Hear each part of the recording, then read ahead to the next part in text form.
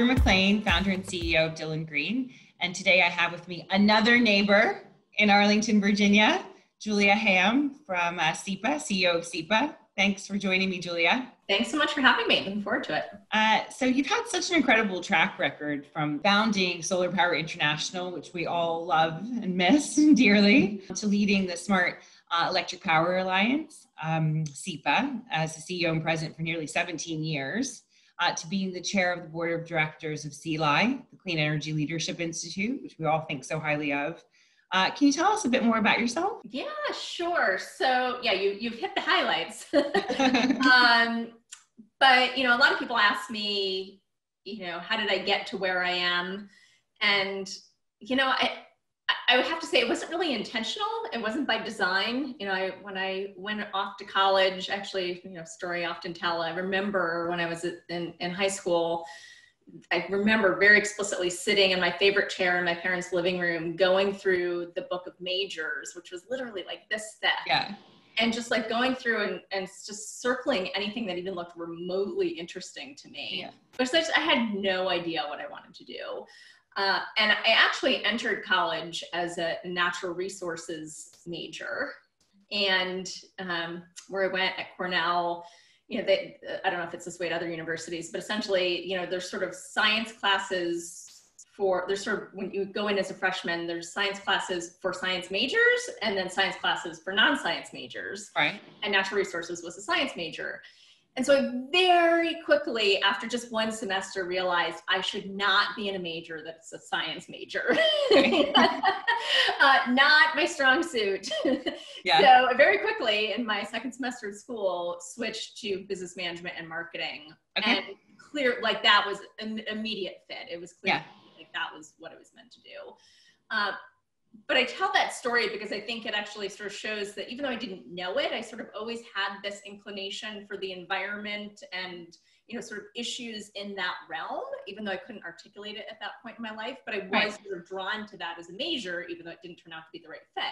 Right. So not too surprising, I guess, that I did by chance end up back in the energy industry. Mm-hmm. Because when I graduated from college, I actually went and did meeting planning for a year, and I was bored out of my mind. And so a year out of college, I started working for the company that back at that time actually ran SEPA. So in 1999, I didn't work for SEPA, but SEPA was my primary client.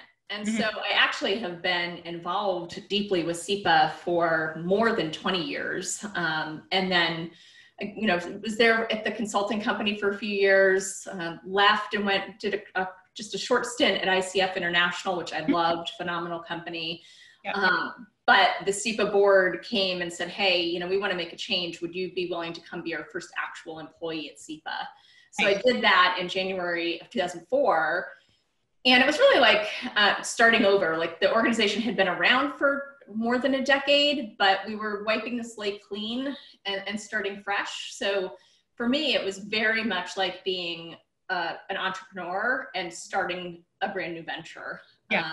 So it's been fantastic. I mean, SEPA, as you hear, has been almost my entire career. Yeah. And, but it's, some people say, well, aren't you getting bored? Like, don't you want to go do something different? But yeah, it's not boring. SEPA is in this constant state of evolution because of the industry we're in, but also the role we play in the industry that's helping to facilitate change that every year is something different for us. So it doesn't ever get boring. Yeah. And you're giving hope to all the college graduates that you don't have to know exactly what you want to do the rest of your life at 21. Yeah. So that's positive. Yeah. So what would you say is the most critical factor in your career success, and what's some advice that you could give to others looking to follow in your footsteps, especially maybe women? Yeah. So, I was really fortunate well, first of all, obviously hard work makes it makes a difference, right? So, early in my career, I worked really hard. I, showed my capabilities. I demonstrated what I could accomplish. And as a result of that, at very junior levels within an organization, ultimately I ended up developing some champions, people who really became champions of me personally. Right. And it was, you know, those people who brought me back into SEPA a few years down the road, giving me an opportunity. I mean, I was 27 when I became the head of SEPA, and wow. You know, that was a big risk, right? I mean, it was a big risk for the SEPA board, who were all seasoned executives, to say, you know what, we're going to put this organization's future in the hands of a 27-year-old. Wow. So it, you know, it was, so I sort of say it's a combination of the fact that I worked really hard to demonstrate what I was capable of, together with the fact that I was fortunate enough to have, you know, a couple of people who really recognized not only what I had done, but what my potential was, and were willing to take a chance and really take a chance on me. Wait, that's incredible. I didn't realize that you were so young when you went in there. So were you the CEO at 27? I was, but I was the only employee, so I was the CEO of myself. Yeah. Yeah, we went back to one employee. Still pretty amazing, but I think though. the advice in there is sort of relevant to that whole story. Is that, you know, I was at ICF. I had a great, like I said, it's a great company. I loved my job there. I loved the people I work with. I really enjoyed what I was doing. And when the SEPA board came back to me and said, hey, would you come take over, sort of basically start over from scratch? It was a huge risk for me. So it was a huge risk for the SEPA board to choose me, but it was a huge risk for me to choose to leave ICF to go take the job at SEPA. Right. Because the organization was in really bad financial condition at that point. There was no strategic plan. There was no path forward. So they were trying to kind of figure out the path forward. Right. And, you know, in hindsight, you know, sort of, I thought, well, if I'm going to take this risk, I'm going to ask for a really big salary, and, you know, it really has to be worth it. So I thought, you know, at the time, I thought I was asking for a really big salary, and in hindsight, I should ask for way more. Yeah. That's one lesson. Right.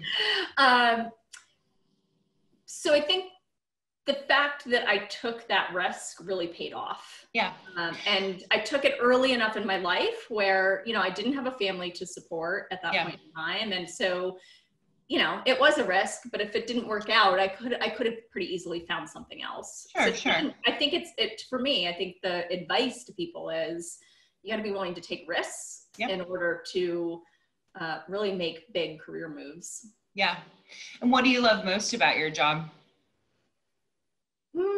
That's a good question. Gosh, there's lots of things I love about it. You know, it's funny because if you had asked me how many months ago was March? How many ever months ago March was? You know, oh my gosh. You know, if you had asked me that question back in February, or when people ask me that question, my answer was always like, I love the external industry engagement. Like, I love going to the events. I love being on stage. I love sort of sharing the vision. Yeah. So it's really sort of interesting now that all that stuff is gone, and all of my engagement is like this with a video screen. Yeah. I still do love it. It's different. Yeah. But I thought I would really miss it in a way that I don't. So I do still love the, you know, obviously the external engagement part of it, and there are ways to do that virtually. Yeah. But I think my perspective's changed a little bit now, and sort of what really motivates me and excites me about working at SEPA. I mean, I am a visionary through and through. Like, that's sort of how people describe me as a visionary leader. So, you know, what I love about it is that I'm always looking farther out into the future than anyone, you know, around me. And but I'm also helping other people look farther out into the future. And so I really, you know, SEPA is just a great environment in which to be able to do that, is to sort of have a vision, help, and not just move that direction myself, but help other people move in that direction. Yeah, that's interesting.